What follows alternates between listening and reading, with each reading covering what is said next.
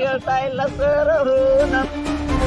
ಮುರಾರ್ಜಿ ದೇಸಾಯಿ ವಸತಿ ನಿಲಯದಲ್ಲಿ ವಿದ್ಯಾರ್ಥಿಯ ಅನುಮಾನಾಸ್ಪದ ಸಾವು, ವಾರ್ಡನ್ ವಿರುದ್ಧ ಹಲ್ಲೆಯ ಆರೋಪ.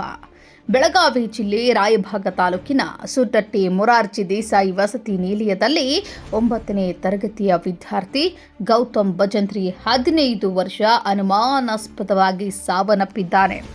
ಹಾಸ್ಟೆಲ್ ವಾರ್ಡನ್ ಮಾಡಿದ ತೀವ್ರ ಹಲ್ಲೆಯಿಂದಲೇ ಮಗ ಮೃತಪಟ್ಟಿದ್ದಾನೆ ಎಂದು ಪೋಷಕರು ಆರೋಪಿಸಿದ್ದು, ಕುಡಚಿ ಪೊಲೀಸ್ ಠಾಣೆಯಲ್ಲಿ ಪ್ರಕರಣ ದಾಖಲಾಗಿದೆ. ಈಗ ನಿಮ್ಮ ಆರೋಪ ಯಾರ ಮ್ಯಾಗೈತ್ರಿ?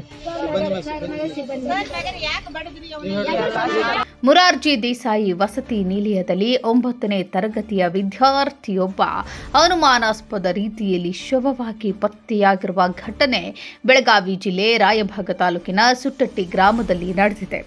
ರಾಯಭಾಗ ತಾಲೂಕಿನ ನೆಡಗುಂದಿ ಗ್ರಾಮದ ಗೌತಮ್ ಹನುಮಂತ್ ಭಜಂತ್ರಿ 15 ವರ್ಷ ಸಾವನ್ನಪ್ಪಿದ ದುರದೃಷ್ಟಕರ ವಿದ್ಯಾರ್ಥಿ.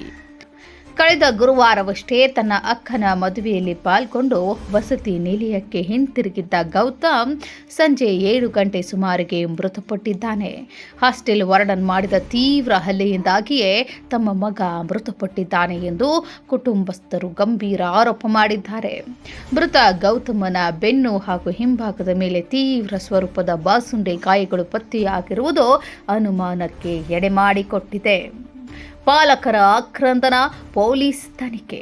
ವಿದ್ಯಾರ್ಥಿಯ ವಸತಿ ನಿಲಯದಲ್ಲಿ ನೇಣು ಬಿಗಿದುಕೊಂಡಿದ್ದಾನೆ ಎಂದು ಕುಟುಂಬಸ್ಥರಿಗೆ ತಿಳಿಸಿದ್ದ ಸಿಬ್ಬಂದಿ ಪೋಷಕರಿಗೆ ಮುಂಚಿತವಾಗಿ ಮಾಹಿತಿ ನೀಡದೆ ಮೃತದೇಹವನ್ನು ರಾಯಭಾಗ ಸಾರ್ವಜನಿಕ ಆಸ್ಪತ್ರೆಗೆ ದಾಖಲಿಸಿದ್ರು. ವಿಷಯ ತಿಳಿಯುತ್ತಿದ್ದಂತೆ ಆಸ್ಪತ್ರೆಗೆ ಧಾವಿಸಿದ ಪೋಷಕರು ಹಾಗೂ ಸಂಬಂಧಿಕರ ಆಕ್ರಂದನ ಮುಗಿಲು ಮುಟ್ಟಿತ್ತು.